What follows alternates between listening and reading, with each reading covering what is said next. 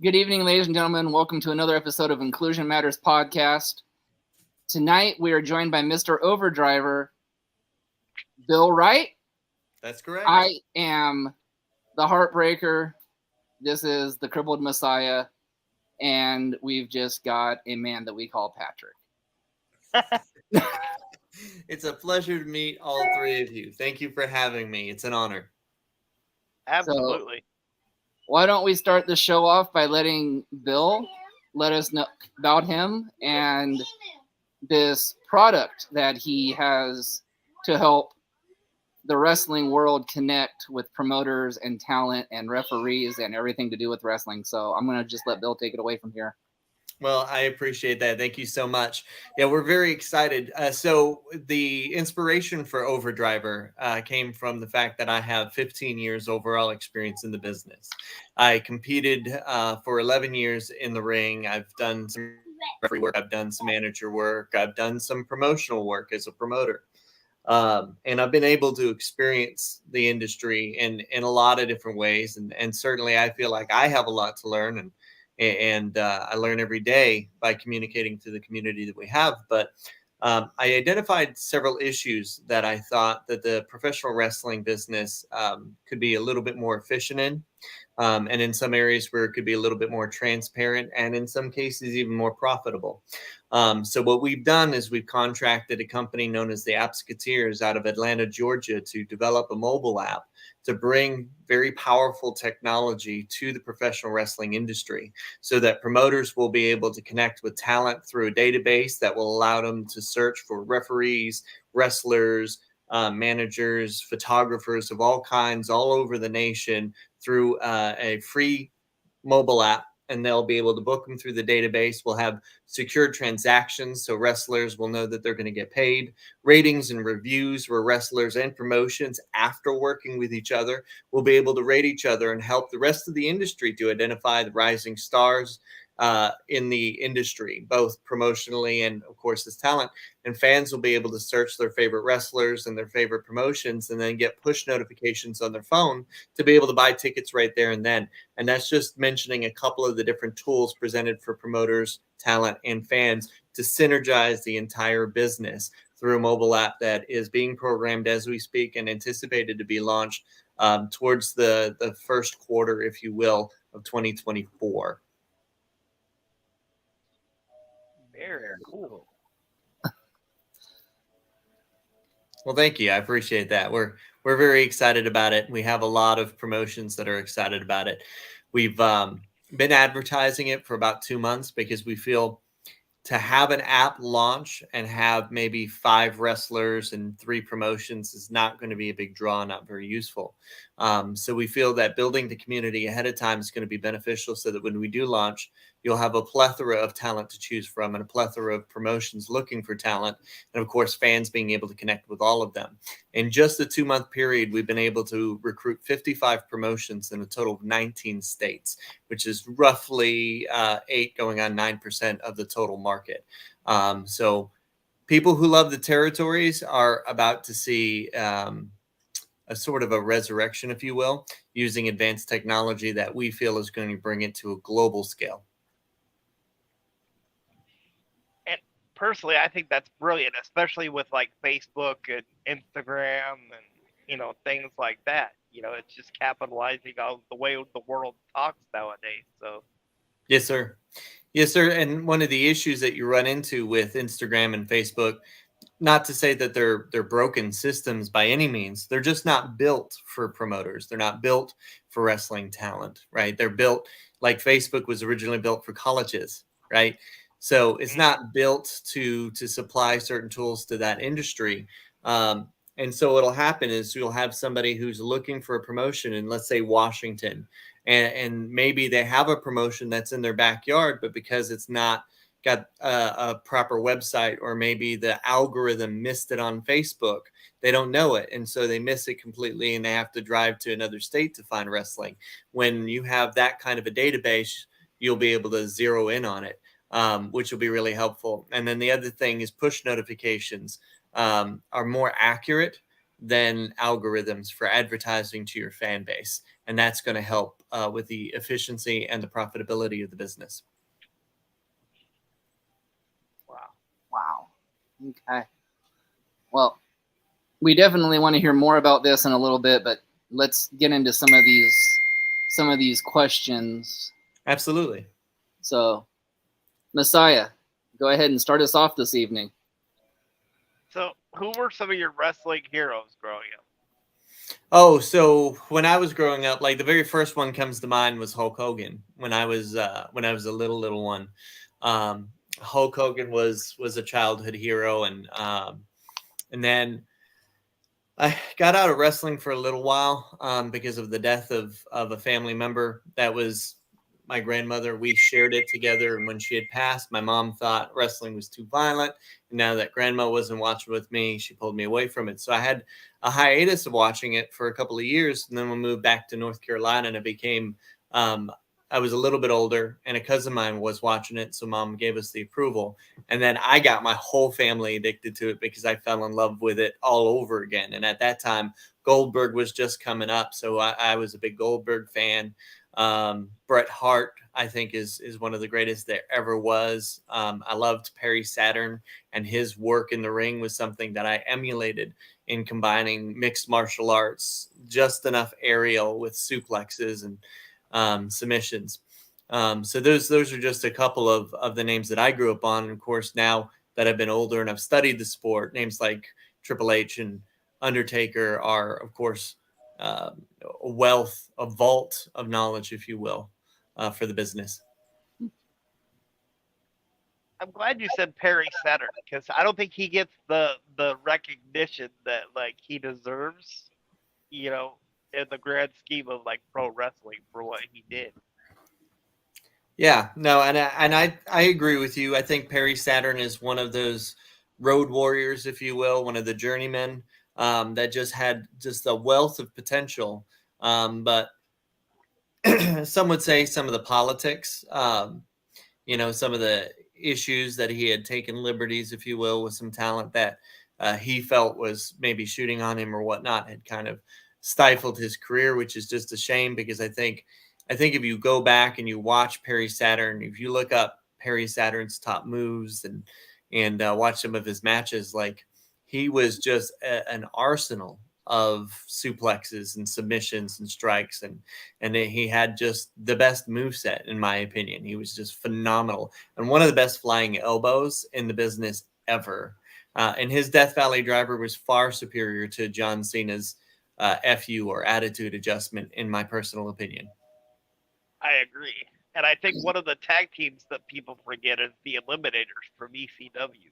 Yeah, like everybody absolutely. talks about like FTR, but the Eliminators were doing stuff like FTR back in WCW like years before that. Yes, sir. Yes, sir. They were a fantastic team, and I would say that the Radicals, when they had jumped from WCW to WWE, made a very big impression on me overall. Chris Benoit, his move set, not him as a person, obviously, but his wrestling technique and his capability. Eddie Guerrero's, Dean Malenko's, and of course Perry Saturn all were very instrumental in the style that I tried to wrestle during my 11 years in the ring and collecting championship belts across the Southeast. Now, funny, he says he's from North Carolina. His favorite wrestler is Hulk Hogan and not Ric Flair. Yeah, so I was born in Worcester, Massachusetts, and I spent the first part of my life up in Worcester. So I didn't catch on to the Flair train until I moved down to North Carolina, and I started noticing Flair in WCW.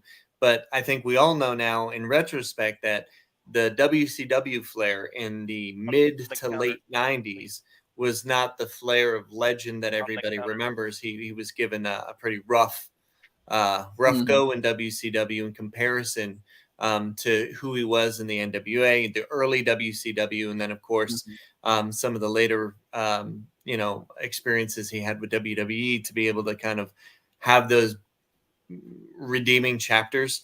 But in that period, he wasn't the man anymore. He was getting destroyed by NWO left and right, and Goldberg was the man, and that's when I was growing up and watching. So I didn't catch on to Flair and the Four Horsemen and respect them as much as I do now back then. That's good. Okay, so we're gonna ask another question that's wrestling drip. So we want to know your top 5 tag teams of all time.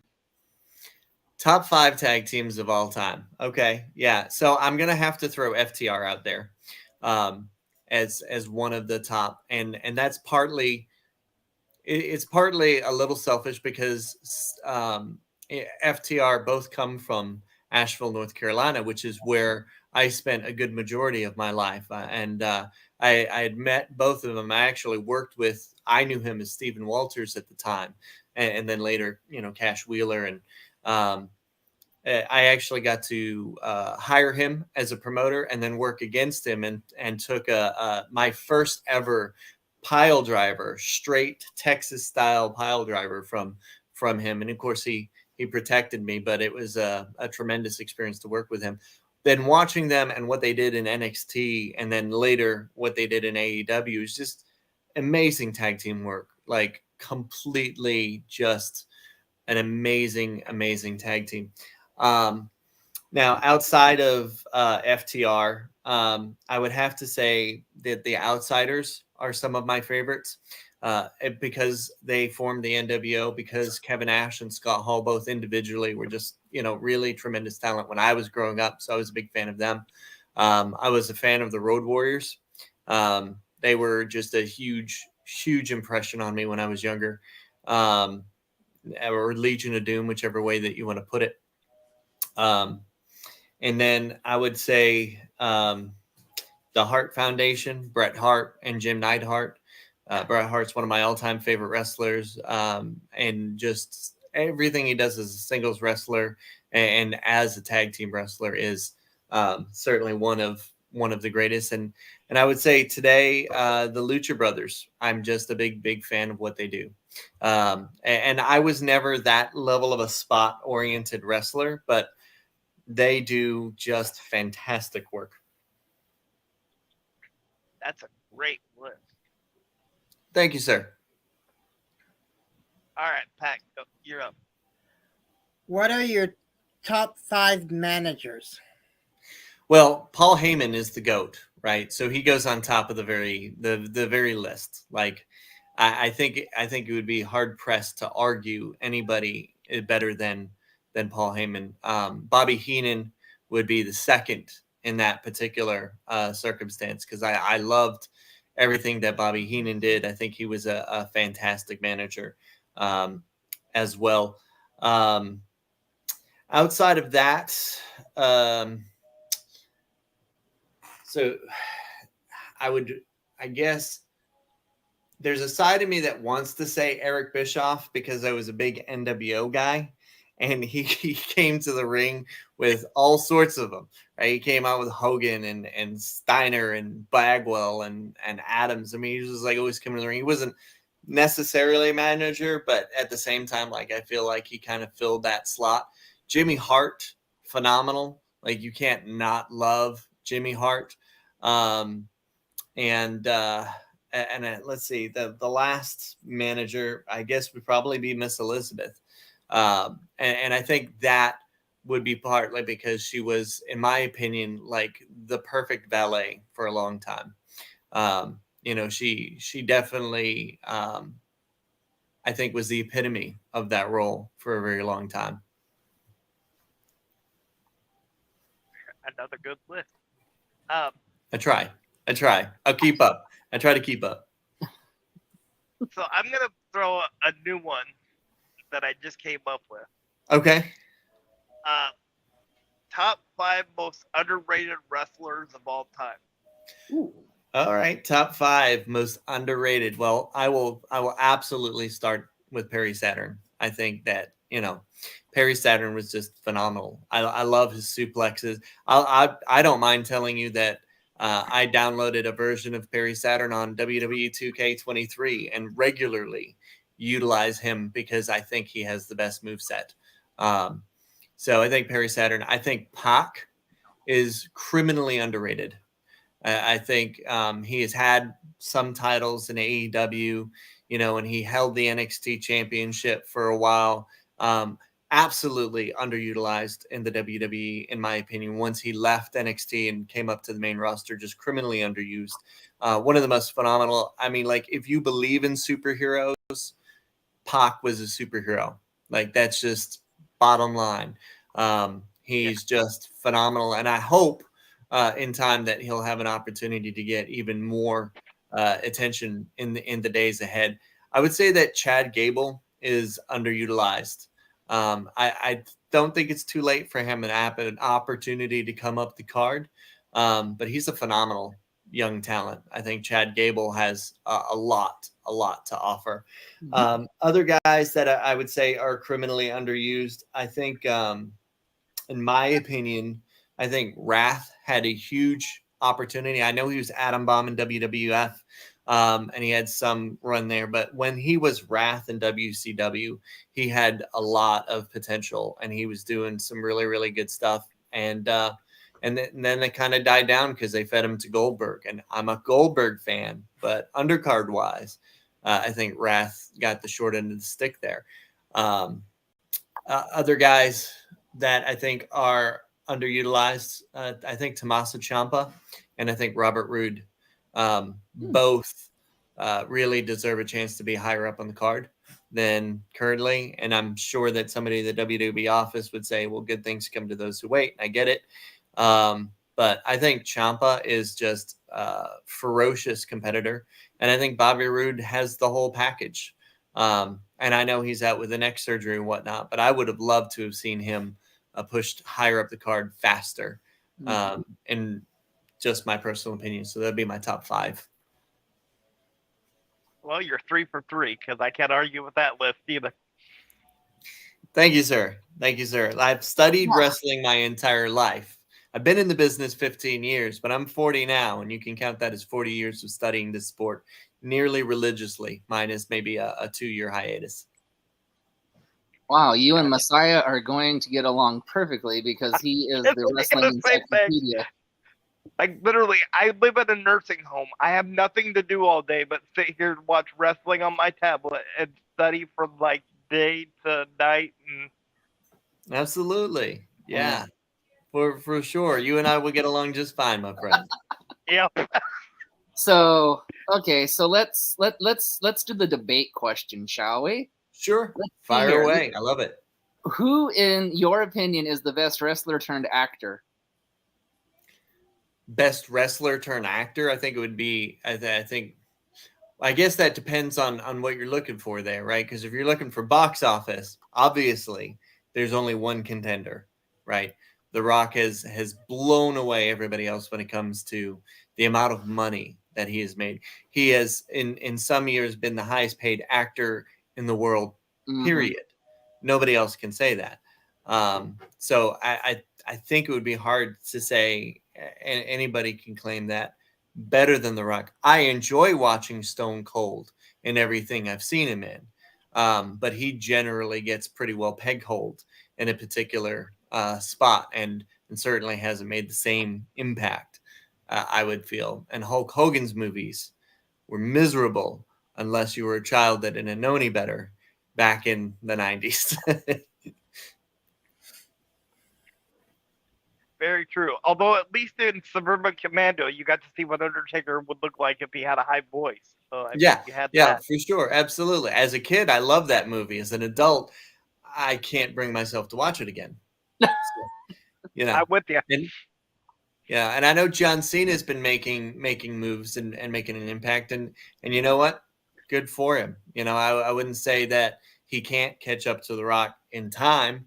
But I think where the legacy stands as of right now, The Rock has had the biggest impact in Hollywood out of, I think, any wrestler in history so far. Debate me on it. It's fine. I can't. In fact, as much as we hate his little prick cousin, he's kind of right. Yeah, I can't argue that point. Um, all right, Pat, go ahead. Top 5 all-time rivals in the industry. Wow. All-time rivals in the industry. Yeah, that's a good one. I think the first one that I'm going to throw out there is going to be The Undertaker versus Triple H. Yeah. I am just a big fan of both their works. I admire Triple H for being the game because I feel like he very much was and is today. Certainly not competing anymore, but the mind that he has for it. The stories that they told separate were fantastic, and they both had fantastic rivals. But when they came together, they created some magic, and I would argue to say that towards the end, Undertaker versus Triple H, their doubleheader at the WrestleManias were just the epitome of sports entertainment in my personal opinion. So I would throw that out as one. I would say Rob Van Dam versus Jerry Lynn would be a lesser known, but one of my top, because every time they hit the mat in especially ECW, you were looking at what should have been a Meltzer 5-star match, bar none. It is phenomenal work from both of them. Big respect to both of those guys for that. Stone Cold Steve Austin versus Bret Hart would be another one. I'm a fan of both those guys, but I feel like Bret Hart's work with Stone Cold was definitive for the sport. It absolutely defined an era, and it's hard to pick a lot of matches where you can say that. So that would be one. I would say Hulk Hogan versus Sting in WCW. The story they told with the NWO and Sting being a one-man army against them, and they had the fake Sting, and they had Hogan versus Sting at Starrcade. It sticks out in my mind as just something absolutely tremendous, just absolutely something that I adored watching and very much loved. And then I guess outside of that, I would say Chris Jericho versus Shawn Michaels. I'm a fan of Shawn Michaels' work. I know I haven't listed him as of yet, but of course he's one of the greatest of all time. But so is Jericho, and they have played out the young wrestler versus their hero angle several times before, but I don't know if they ever did it better than when Chris Jericho took on Shawn Michaels. I couldn't say enough about that. And I think Jericho is Mount Rushmore of professional wrestling. I just think he's a phenomenal athlete, a phenomenal entertainer. The fact that he can continue to revitalize and re-energize and redesign himself so uniquely and so often is something almost unheard of. Like, there have been wrestlers to refresh, but to refresh 5 or 6 times, you're not going to be able to point many out. So I'm gonna go with something like that. Who were some of your biggest rivals when you wrestled? Well, I don't know if you're necessarily going to know the names, but I'm certainly willing to share them. The first name that I will tell you, and the number one rival in my career, was also my tag team partner and also the man who trained me in professional wrestling, which is the Greek Wolverine. And at the time, I knew him as the Lost Son, Crucifix. He's been in the PWI Top 500 several times, and he has been on WWE and AEW as an extra or developmental talent on multiple occasions. But in my career, he was one of my top feuds. Another top feud I have, one that you're probably more familiar with, is C.W. Anderson.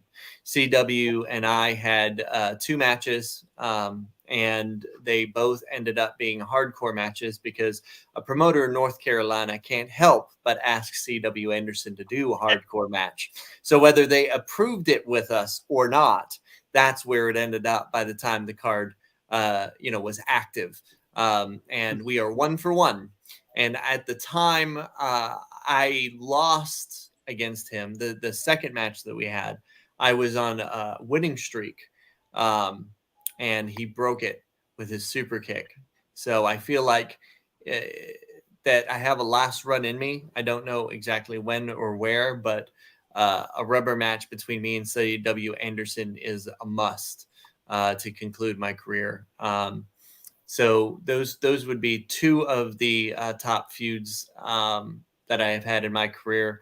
And then outside of that, I don't think I had a ton of consistent programs beyond that. I have a lot of opponents that I could name in a variety of matches. But I would say those were the two that I had the most memorable feuds with in my career. Wow. All right. So before I ask my next question, we forgot to name our first two sponsors at the beginning of this program. Don't miss sponsors now. I seem to forget to do that every time we start this, and we wait until 26 minutes in to give them their love. So I apologize to El Ranchero's Mexican Restaurant and Precision Power Washing. Now, the question is, we were talking Mount Rushmores, so why don't we do that? Why don't we do the Mount Rushmore of, what do you think, guys? Male or tag team? Well, you already asked them the top 5 tag teams. So. Yes, but these are his Mount Rushmore. These are the best of the best. True. So we can go with tag teams. Mix them. There you go. Oh, okay. Mix them. All right. Okay. So the Mount Rushmore of professional wrestling mixed. Wow. Okay. So I guess if I was to put together a Mount Rushmore of professional wrestling, we're talking probably 4 faces, right? So 2 of them are a tag team, right? That makes sense. That works. Yeah, that works. That works. Yeah. So I would have to go with the Legion of Doom as my tag team because visually they are the most iconic. They were absolutely dominant in their day, and I think if you were to take Legion of Doom in their day, the best, right? Because like when you play like WWE 2K, it doesn't matter. When you play football, you may pick the year where the Dallas Cowboys are the best. So you pick the Legion of Doom at their very best and pit them against any other tag team and tell me that you don't see fear on the other side of the ring, regardless of who it is, because of 2 things, right? 1, they look scary. And 2, I'm going to let you in on a secret. They're stiff. They're going to beat you up. That's what they do. and you go in knowing that. So, right, regardless. So I'll throw them as my tag team. Trish Stratus is going to be my female pick. I think that she could alone represent the very best of the women's professional wrestling division because, in my opinion, she was one of the first that in a day and age where there was a little bit of a sexist treatment towards women, she did not rest on the laurels of her looks, but really busted her ass to become the best she could in the ring and redefined what it was in a lot of ways, in my opinion, to be a women's wrestler and broke that mold and had matches just as good as the boys and got past that that taboo, if you will. So I'd pick her as my female. As far as the Mount Rushmore for men, I'm probably going to have to go with Hulk Hogan, and I know a lot of people would probably argue and say, Ric Flair, and I get it. I absolutely get it. And you can have your Mount Rushmore with Ric Flair, but I want the Hollywood Hulk Hogan. I dyed the black part of my beard. I got the yellow and the bandana. That's the icon that I see in my head. And then I would go with Bret Hart as the other because he's on the opposite end. Like he was a good sports entertainer, but he was a pure wrestler. Like he was a technician of all technicians. Not knocking Hogan. If you watch what he did in Japan, a lot of why Hogan gets heat in America from wrestling fans is that they don't realize that he was told in America, you have to wrestle this particular way. He was capable of much more. but Bret Hart, because of his size, because he was also 5'11", was able to get away with some more of the technical and more colors under the rainbow with his in-ring work than Hogan was able to. And I'll always be a Hart fan. The sharpshooter was my finisher for most of my career. The Death Valley driver for the other part. Wow. Wow.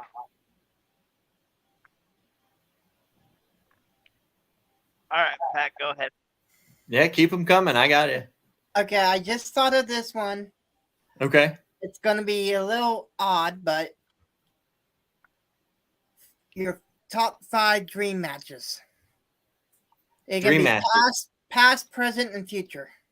You know, if I wasn't so busy with Overdriver and trying to produce this particular company, this mobile app to help pro wrestling, I would probably sit down with WWE 2K and film those matches and put them up on YouTube, right? Because I like anybody else, I think I dream of dream matches like all the time.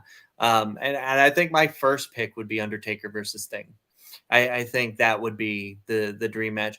And if I was to be so bold as to say, if Undertaker can face AJ Styles in a cinematic match to end his career, I don't see why Undertaker and Sting couldn't have a cinematic match at WrestleMania just to give all the supernatural hype that they both come with and get enough spots protected and edited in order to satisfy the fans. But I'm not booking it. But if I was to book it, it would be Undertaker versus Sting.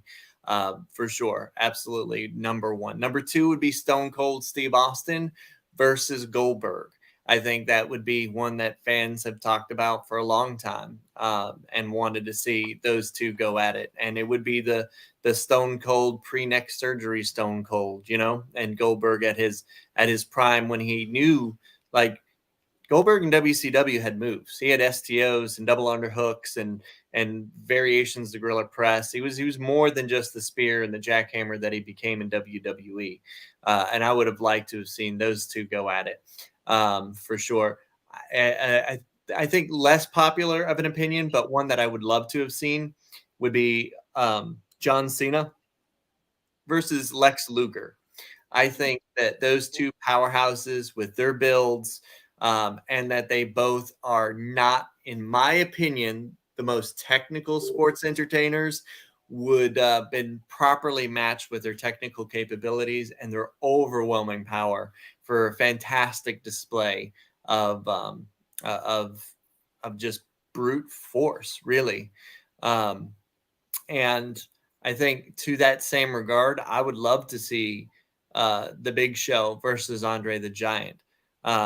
And I would like to see that, like, unscripted, if you will, like just let them work it out.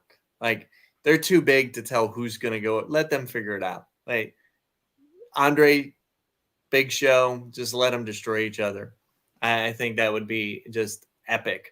And especially if you're talking about Andre before his back completely went out, and Big Show and his, you know, I'm doing a drop kick off the top rope WCW days. Those guys would have had something special to show. I would have absolutely loved to have seen that. And then I guess if I was to pick a final match, dream match, if you will, probably be Chris Jericho versus Bret Hart.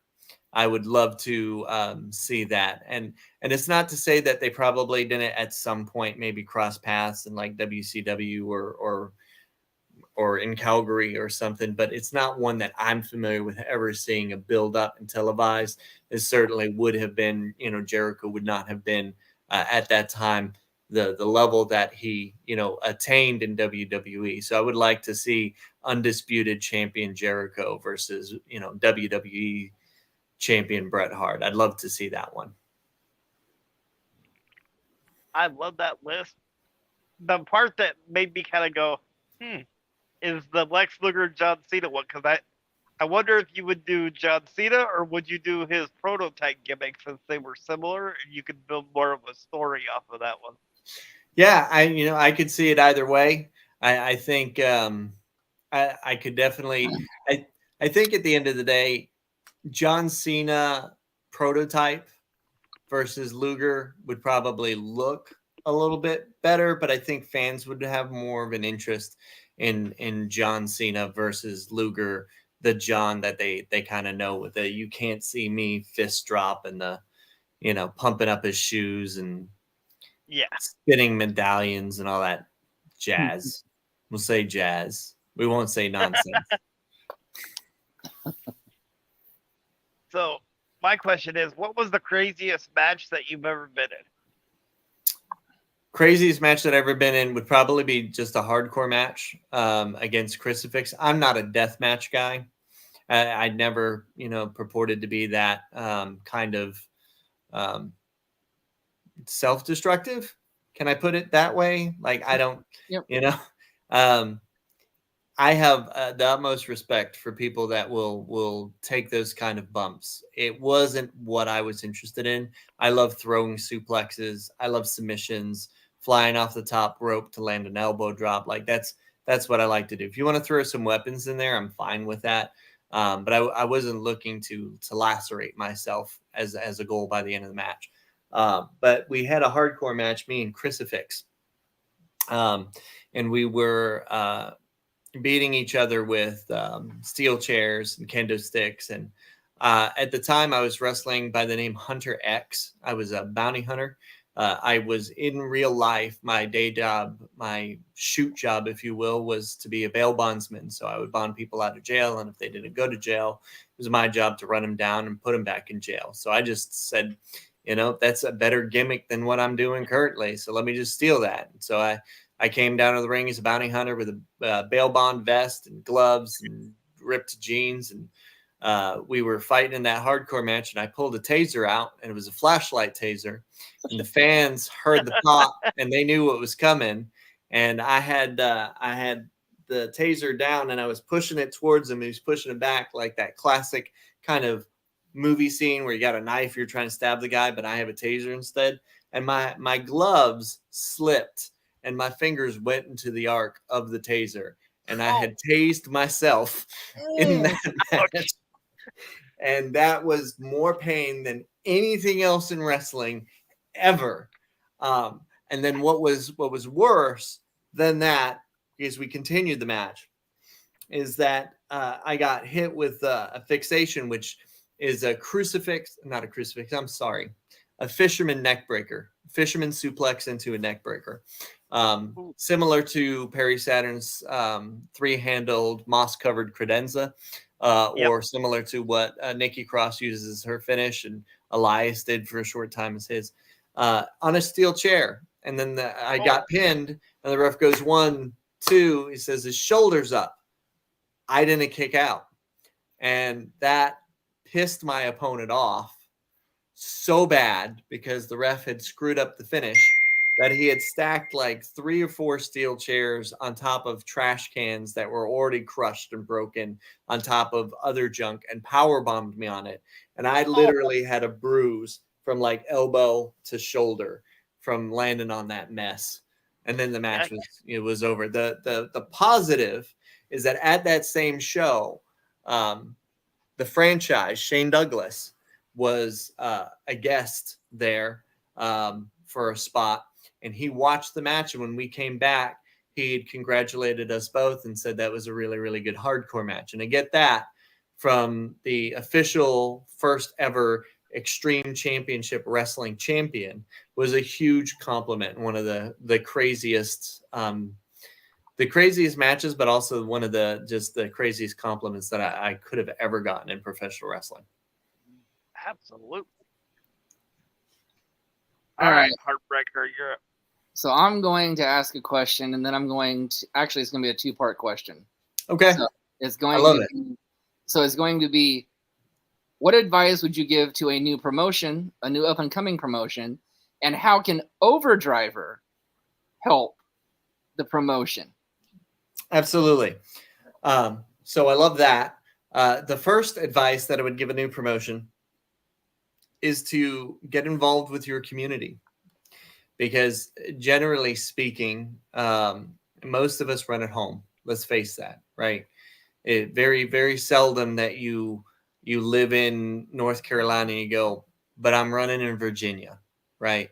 or you live in Texas, but I'm going to run in Wyoming, right? You run where you're close, right? Because logistics, and then you hire people in. Well, I mean, if that's the case, right, then you need your community to go, right? And if you want your community to go, then you have to work with them. You have to let them know what you're doing, to let them know that you have a wrestling show that's going to be part of the community, and give them the first shot at sponsorships or any kind of a partnership, which will help to spread the word through your community.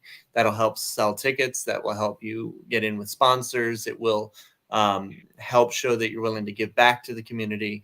And that's really one of the big things that I've seen out of my research with Overdrivers. When I connect with promoters and I talk to them about what they're doing, what their goals are, what works for them, the promoters that are the most successful are promoters that give back to their community, the promoters that are connected and rooted into their community, and not just, hey, buy tickets to my show because I live here, right? They give back. And I think that's really important, because that helps show the validity of who you are as a person.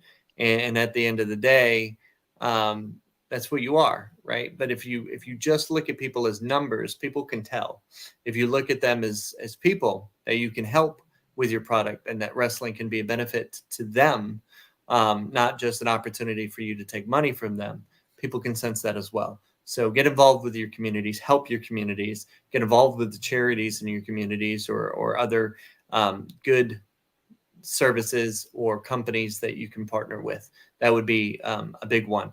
How Overdriver can help: when Overdriver launches, you're going to be able to utilize that app to help your community as well. Let me explain. So not only will Overdriver give you the opportunity to promote a show, so you can put your federation in there, say ACCW, they're starting a show, they're going to be in Hickory, North Carolina, they name their show, and now they go and they look for talent. Well, now you can find talent, referees, managers, you can see their ratings and the reviews, what other people are saying about them, and you can book them and manage it. Easy peasy, right in the palm of your hand, right in one app. And then you can share the link directly to that talent. And you say, hey, I need $10 per ticket off the show, but I'm going to sell the tickets at $15 because I want you to make $5 off every ticket you sell.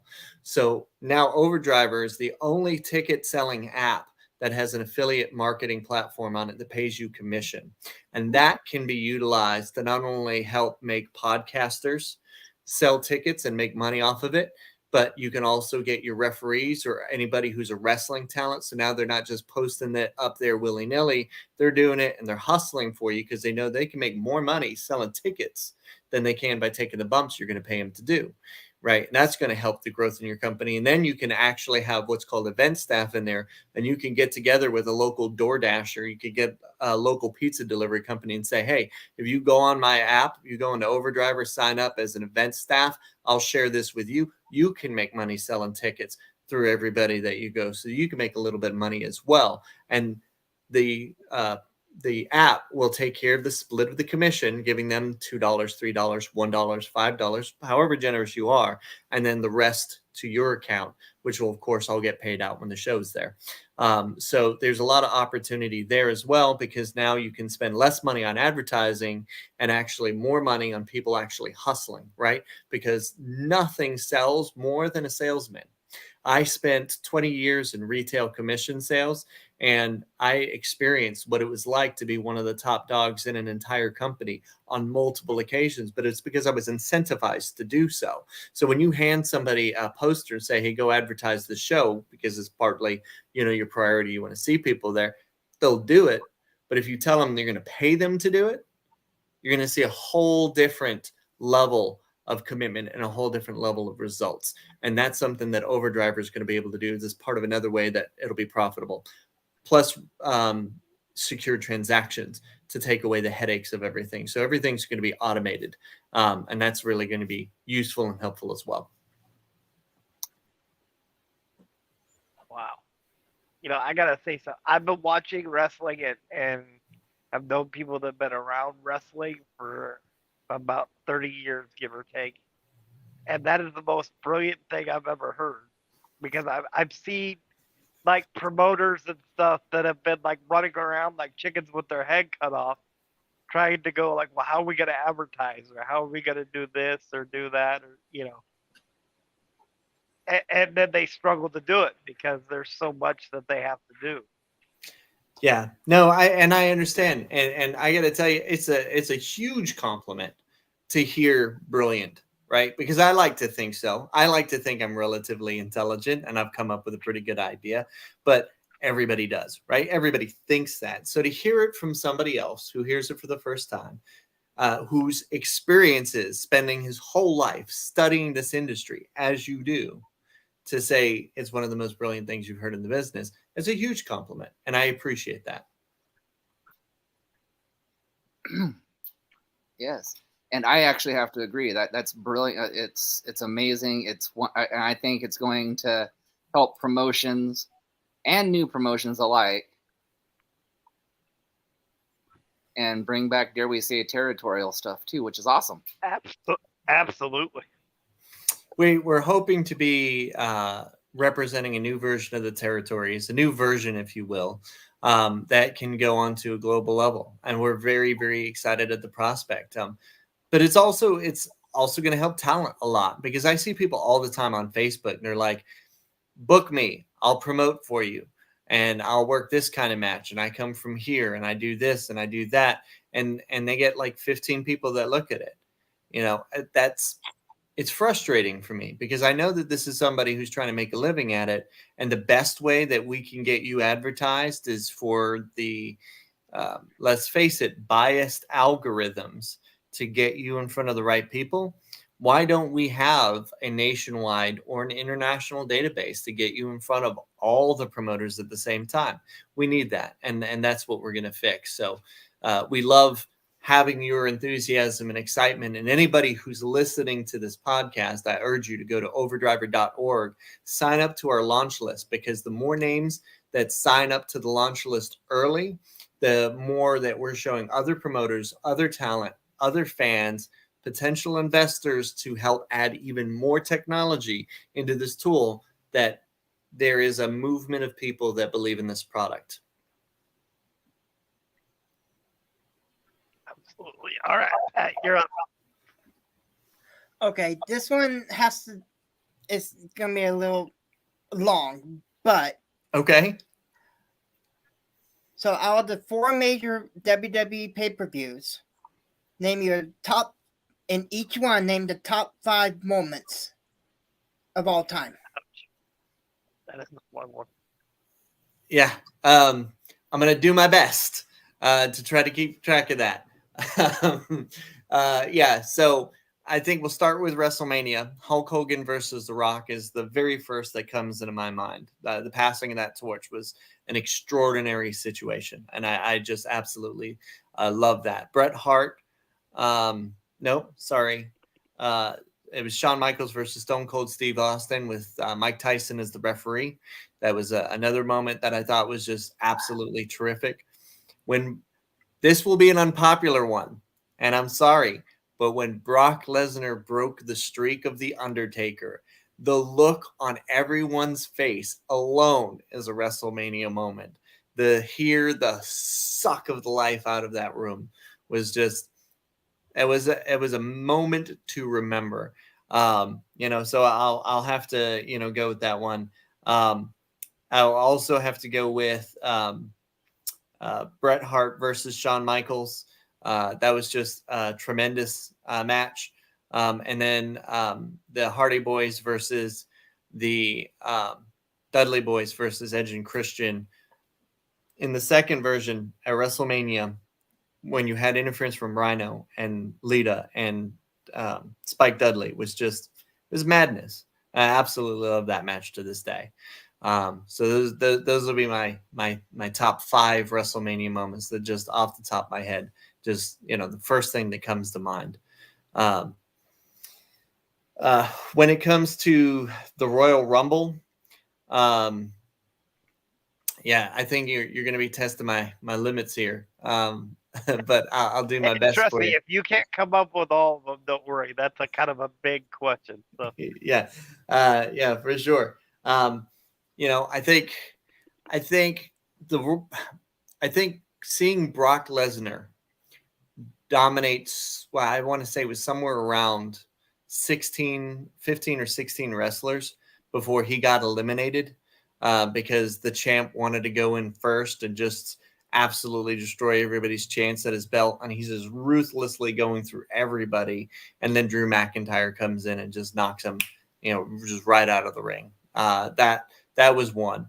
I will cheat a little bit since it is a longer question with the Royal Rumble moments, because entrances were amazing. To see AJ Styles for the very first time come into the WWE was just absolutely amazing. To see that, to have Edge make his return at the Royal Rumble after 9 years of being out of the business was just an absolutely fantastic moment. To see Undertaker go face to face with Goldberg for the first time in that ring. Sadly, the match did not live up to the hype, but the aura that those two gave off in that particular Royal Rumble when they came face to face was something special. So I love that. And then what was the other Royal Rumble surprise? I think it's hard to pick.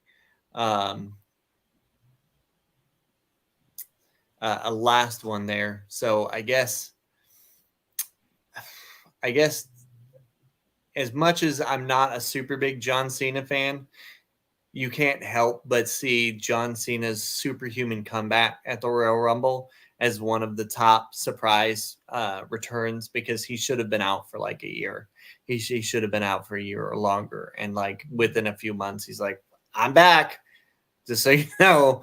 And people, lost their mind. I just love the Survivor Series in general. I love the 5-on-5, 4-on-4 elimination format.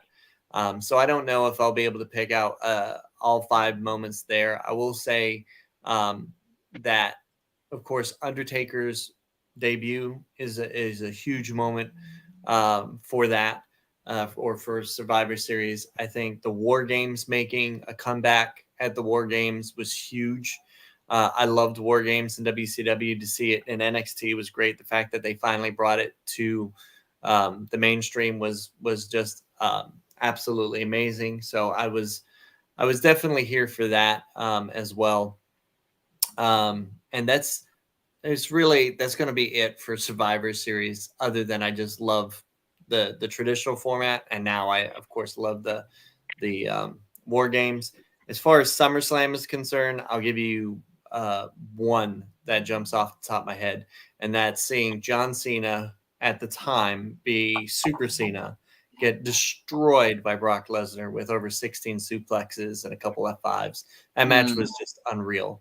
And I guess the other, was it at SummerSlam that he came back, or Survivor Series that Goldberg came back? When Goldberg came back for the first time to face Brock Lesnar, that was a pretty great moment too. I think that was Survivor Series. Yeah, I think so. Yeah. Okay. So you can throw that on my Survivor Series list. Yeah, absolutely. This SummerSlam, I would say you can collect all 5 from the rest of that. This SummerSlam was, I think, top to bottom, one of the best cards they put on in a long time. I would agree with that up until the part at the end. I didn't quite understand splitting up the Usos. Yeah, I think at the end of the day, as much as that was, it didn't seem to make a lot of sense. I'm sure they're going to tell a story with it. And I think part of that story is the whole idea of the bloodline storyline is to elevate everyone, right? Because like Roman Reigns gets elevated, but everybody who faces the bloodline gets elevated, and the bloodline themselves get elevated. And at this point, they know that the story is coming to a close. So Jey Uso came really close to winning the belt, but I think in order to write the story in a different direction, so Jey Uso is not like, I was this close, but you had to run in, the feud with his brother will help to lead into a Royal Rumble or even a WrestleMania feud, taking him off sites from the feud with Roman, so that he will likely end up having some heat with Solo before the bloodline is completely dissolved and it's just Roman Reigns versus Cody Rhodes at WrestleMania 2, when Rhodes is the guy who finally takes down the tribal chief, and then Roman takes some time off. I think he A, deserves it, and B, I think that's what they're shooting for. Very much so. All right. Brilliant way to look at that. I can't argue with that one either. Nope. Especially the bloodline disposal one. Yep. That's good. I mean, that makes perfect sense. So, It does. so we're running low. So go ahead and ask your last question there, Messiah. Where can we find you on social media, and what are some of like the shows that you're gonna be involved in coming up? Yeah. So overdriver.org is our website, and that's our landing page to make people aware of contests, because we do have a contest that we're getting ready to announce. Just waiting on a commercial to finish up, because I want to team the commercial and contest together and launch them. But our contests and additional content will be on our landing page. Also, our launch list. That's very important to us. The more people that sign up, fans, we want you to sign up. Sign up as a fan. If you're a promoter, that means you either own an organization or are in a position to book for that organization, or you can be talent. And talent can be anything from a pro wrestler to a manager to a referee to a photographer, anybody who gets paid to assist at a wrestling show. We want all of them signing up. The more people, the merrier, because it's going to be free, right? Why would you turn down a free tool in the first place, especially one that's looking to unite the entire industry in one location to make your job easier? Overdriver LLC is how you would find us on Facebook, Instagram, and YouTube. As far as shows are concerned, we are very, very focused on the app itself. We are supporting all of our partners. So if you run a show and you're part of the Overdriver community, if you've signed up to the launch list, we're advertising your shows. We're advertising upcoming events to our community on your behalf. We also, on Tuesdays, highlight talent, so that we're highlighting all the talent, the referees, the managers, the wrestlers. On Tuesdays, we're giving a shout out to one individual at a time, so you can be part of that. And then as far as fans is concerned, this is how you're going to find out about shows that are close to you and how you're going to find about where your favorite wrestlers are. So please join us and keep an eye out, because we're going to have a $200 cash drawing here in the next probably say month or so, with a contest for referrals. So that, I think, should guide you in the right direction. Gotcha. All right. You have one more, Pat? I do. What is your worst injury you've sustained in the industry? So the worst is concussion, right? Because regardless of any other injury that I've had, my brain, it runs everything, right? It runs my motor skills. It runs my ability to come up with creative ideas and to strategize and to analyze and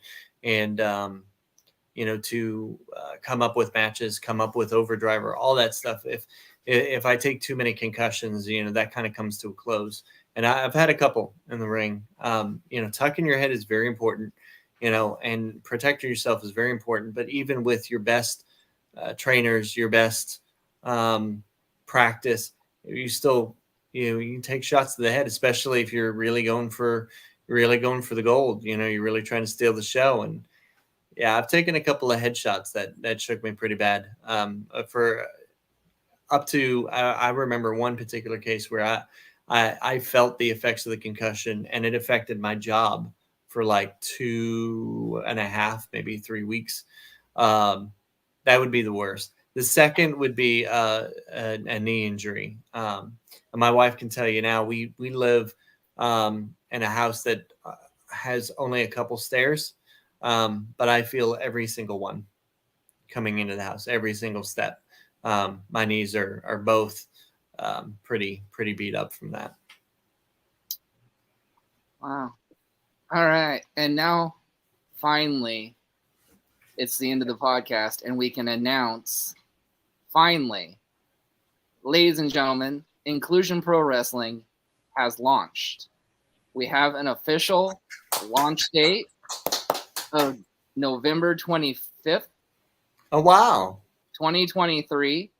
And during this podcast, ladies and gentlemen, Inclusion Pro Wrestling has joined the Overdriver family.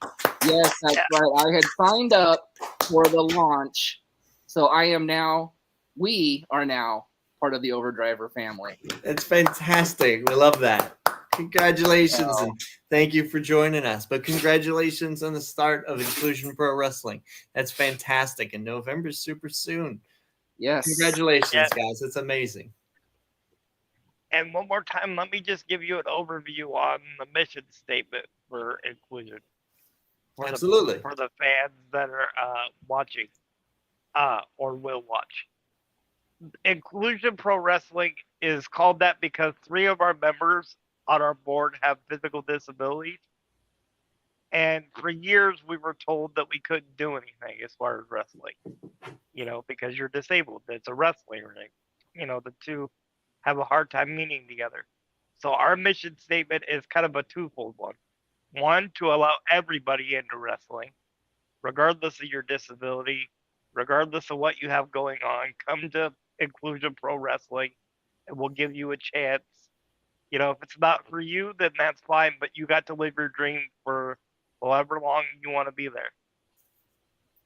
And number 2 is for anybody that told any of us that you couldn't do it, this is our way of saying, watch us now because we're going to change the world. That's a beautiful statement. I love that. And Overdriver is proud to have Inclusion Pro Wrestling as part of our community. We like to say that wrestling is for everybody, and we think that it is. And it's nice that we have such a great group of people, such as yourself, to help us prove that point with Inclusion Pro Wrestling as what would be now our 56th promotion. And that puts us in, you actually officially put us in our 20th state. So thank you very much. Very cool. Thank you. All right. So again, thank you to El Rancheros for your sponsorship. Thank you to Precision Power Washing. Nathan, go ahead and do the last 2 sponsors.